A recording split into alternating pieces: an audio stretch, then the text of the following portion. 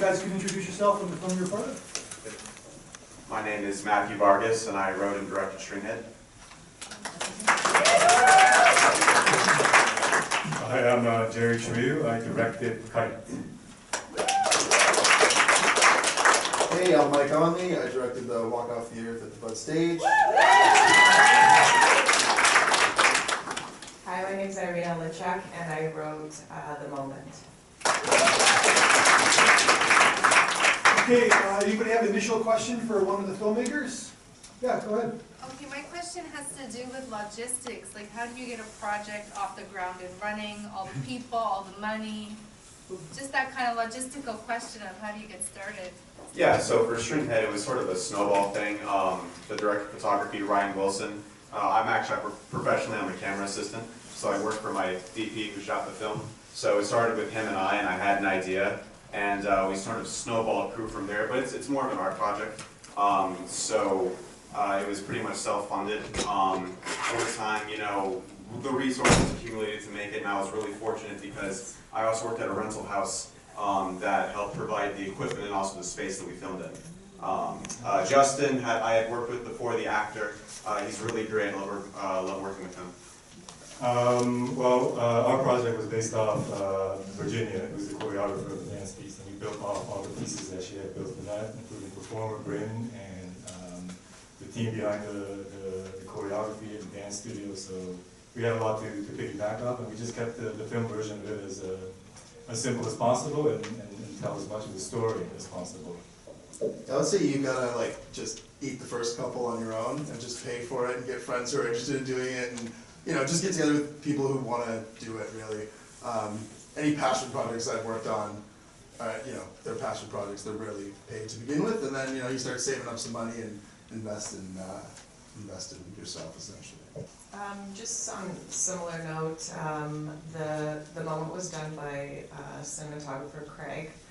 It was a passion project for him, so he essentially got together a bunch of his friends who shared similar views, similar passions, and they helped him on this project. Yeah, go ahead. Are you all from Toronto? I am, yeah. I grew up in Burlington, which is where Walk Off the Earth is from. So that's where I met them. I used to play in a band, and I opened for them once, and they were way better than all the other bands. And then they went on Ellen and got famous a couple weeks later. So then I reached out to them 10 years later. I was like, can I come shoot at your show? And then here we are. That's amazing. I grew up in Toronto, born in Ukraine. Okay, awesome. I grew up in Toronto, and I was living in Vancouver when we shot that piece. Okay. I'm actually from the United States. I live right outside of Washington, D.C. I flew here today for this. Oh, wow. You still like them, right? Canadian? You still like us? Or? Yeah. Just, Sorry, I just... No, I know it's a whole thing. It is a whole thing. Any other questions? Yes, go ahead, sir. I have a question for you, Matthew. In the context of curating this group of films under the auspices of experimental dance, we saw a variety of forms there. Walk Off the Earth at the end of a classic video concert. So I'm curious about how you pulled the various pieces that made up this series. That's a question, I want to leave it to the filmmakers. That's a question you can ask me later. Oh, okay. I just want to make sure that the filmmakers, that's like a one-on-one conversation. Okay, and I have a question to you. It's about the reason becomes a suspension of disbelief. Would you agree with that or not? That the definition of reason becomes a suspension of disbelief. I think that it's been interesting to see everyone's interpretation of this film. The film was the director's interpretation of it. I wrote the poem a few years back. I wrote it after coming off a big project that we worked on together, and I was in a specific mindset. I think I was very vulnerable and very just kind of open to the universe, open to whatever was kind of coming at me. And so when I wrote the poem, it all kind of just, it flowed. Like, I didn't really think what I was gonna put down on paper. And so I don't normally share my writing, and I decided to share it with a friend who's a cinematographer who was very inspired by it, and then he put his own take on it. It was really cool for many different reasons, but mainly because when Craig was working on this film for a couple of years, his dad passed away, and so he found this film very therapeutic working on this project for himself. And I think that if I had directed it, it would have been something completely different. So it's really interesting to see his take on it, on my words. And it's also been very interesting to see the audience feedback, because everyone's had so many different interpretations of it. And so I'm really grateful that Have you had other pieces that you've written materialize this film before? No, I've never actually shared any of my poetry with anyone else before. Yeah, I hope that helps. First time. Okay, thanks. Any other questions?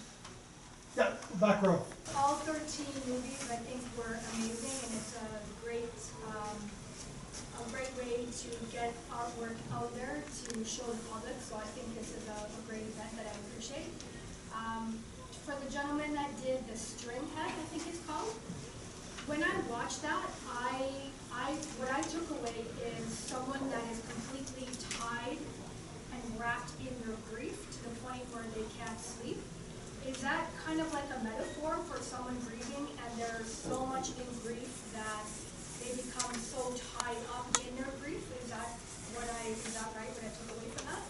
I think that almost nails the head. There's a lot of room for interpretation, I think, about what in particular the main character is thinking in relation to the woman, and I wanted to leave that open-ended because I think that when we remember people in particular walking out of our lives per se, and it is a metaphor actually, there are many reasons, and I think I wanted to leave it open-ended because the film itself is essentially about how our emotions and our thoughts have a tendency, at times we don't allow, to control us, and we're unable to fall asleep.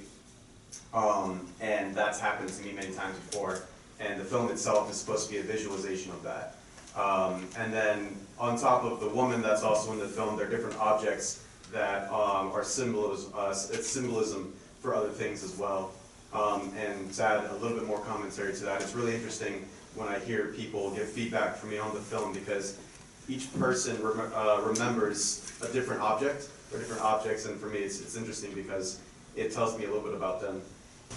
I actually remember the clock, I remember the teddy bear, there was a skull, which I thought was kind of interesting because I thought, how on earth does the skull tie into everything? So I mean, it could mean that she either walked out and the relationship ended, or maybe she even passed away, which maybe the skull represented, but I do like that it's open for interpretation, as all film is. And I want to say that we love Americans, but we don't necessarily like their government. Don't worry, I hear you. I live right next to, Trump land, so the whole thing. This also might be about a little bit TMI too, but also like, you say the objects you remember. My mom remembered the bra, and she was like, oh, I even think I know the brand. Okay, thanks, Mom. Any other questions from the audience? I have one question. Yes, go ahead. Were any of these, were all these projects conceived to be films, or were they ever live performances first? Like, were these dance pieces then turned, oh, that'd be a great short film? Or was the intention always for, let's produce a short film? Speaking as the question is, this was it always meant to be a short film? For me, like, it's not really dance music. The song that does play at the end was a self-insert by the sound designer. They are an amazing sound designer, but also musical artist, and I think that it played really well. But it was meant to be a short film from the beginning. Mine is exactly that. It's just a film adaptation of an existing dance piece. Existing, Mine was just to go and capture the day that happened, Yeah. and And yeah, so I went out and just kind of, it was a peek behind the scenes, like what's it like the day in the life of a rock star, you know? So I think when you can pull back the curtain and show people something that you haven't seen before, I think it's gonna be interesting. And then, so I shot all this footage, and then I was like, I think we can wrap this into like a cohesive story and submit to film festivals. So yeah, but I mean, you know, at this point, like content and films, I was like, what's the, you know, they're gonna put it on their YouTube at some point after it does its festival run. Mine was meant to be living on my phone for the rest of eternity. Just a poem that I wrote, just, yeah. So the fact that we're watching it here is kind of amazing, so, yeah. Sorry, I keep giving it to you. Yeah, any other questions? Yeah, go ahead. You said that this was the first time you'd shared your writing. Could you just talk about the vulnerability of giving a director like full control over how that's represented to everybody else? Yeah, so I think just for a little bit of context, this was all happening during COVID, and as most of you know, the world kind of stopped, but film kept going, and I was working in film at the time. And I think there was probably 300 to 400 of us who were kind of trapped in this bubble, working on this film, and that has its pros and cons, of course, but I met a lot of really interesting people, and I think that I felt really inspired. I was surrounded by a lot of really creative people, and going through my own experiences, and decided to write, to kind of release whatever was being built up within me. And then, yeah, I met Craig on set. He's a well-known Canadian cinematographer. I think one of the things he's worked on was Vargas, which is probably his most notable. So it's an honor for him to have been interested in my poetry. But yeah, it was just a spur of the moment where I was like, here, what do you think, you know? And I've written before that. I usually write when I'm going through a breakup. And it's a way to deal with pain. So this was very similar, but this time I decided to share it with someone, and something beautiful came out of it. So glad that I did that. I hope that answers your question. Any other questions? Yeah, go ahead. So you kind of, a lot of you have said that you make the film because it's a passion project and you sort of self-fund it. At what point does it start paying you back? Like what is that jump? I'm sure it's different for each of you, but does it ever start paying you back, or is it always a passion project? Or do people end up hiring you because they see you did this great film? Or how, you know, what's that story? I think for me, there was no expectations because it was never meant to be a short film. And then I think the payback for me is you guys and your questions and your experiences and interpretations of it. That's kind of like priceless. So I came up through like PAing and then camera assisting and then gripping and kind of just doing all the different roles. So they were like adjacent to what I wanted to be doing, which was, you know, directing the whole thing and being a cinematographer. And yeah, you just kind of, you meet people along the way and you're networking, and then there's some days I'm one role on set, but I'll still go and take other jobs as a grip or whatever on friend sets and stuff. So, you know, if you can just get adjacent to what you want to be doing and supplement your income that way, that's been my strategy. Yeah, to me it's just it's a calling card. It's a you know, a proof of concept for myself and for our team, and hopefully, you know, it leads to bigger things. As far as it paying back at some point, I think there's an argument for building a portfolio, but I'll tell you, for me, it paid back the first time I showed it to my friends when we first finished the film and it screened, and then a friend of mine, she walked up, well, she was talking to me, she said, yeah, I'm gonna get a tattoo of one of the things in the film, and I thought, okay, because like the film it resonates really well with some people, and others, you know, it's more of a conversation, so it's really interesting. But that, like what was mentioned, that engagement is what pays itself back. What was the tattoo? Dude, it was a blur. She just said it and I was like, what? Yeah. Your mom's wrong. Maybe. When creating a movie about, sorry, a short film about dance, and there has to be continuity, and there's changes in set, what does that look like for capturing that in a short film? Like, is there a lot of takes? Is there a lot of cameras ready, or is it, how does it look? There's a lot of planning, and then a lot of it doesn't work out like we planned, and there are just some changes, like a costume change that, her shirt changes in the studio just because her shorts has to change because of the colors and so on. And then, we planned where the skirt would be from scene to scene, location to location, and it doesn't show up that way at all, and it just, appears here and appears there. And I think these minor things are it's kind of part of the process where what we thought we needed beforehand weren't so important, and what we discovered, the happy accidents that we discovered on set actually, made the thing more interesting. Any other questions? So what does that mean, that you were able to work with, you started with a script or no?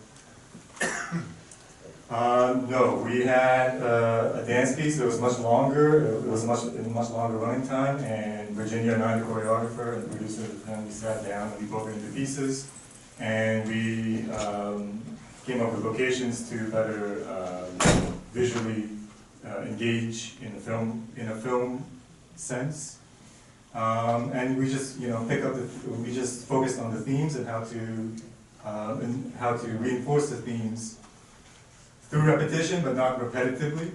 And we also had to cut off a lot of the original because we had to keep it condensed to keep the engagement as visceral as possible.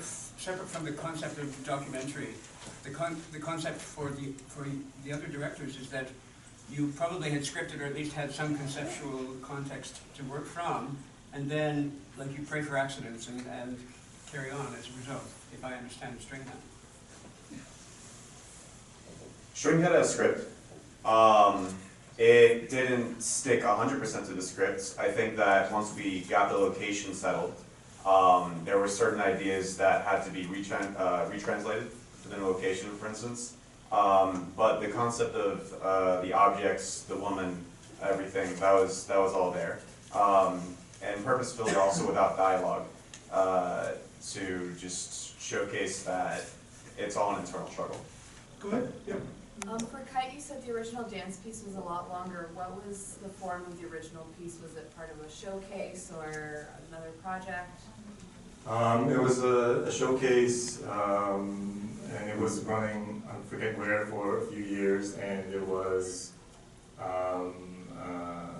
the same performer, Bryn, that we were lucky enough to get back to for the film version. And yeah, I think it was just a showcase and dance festivals that it was performed at. What? Sorry, one last question. How did each of you find this film festival to submit your short films to? Film Freeway. Same. I think she works for Film Freeway.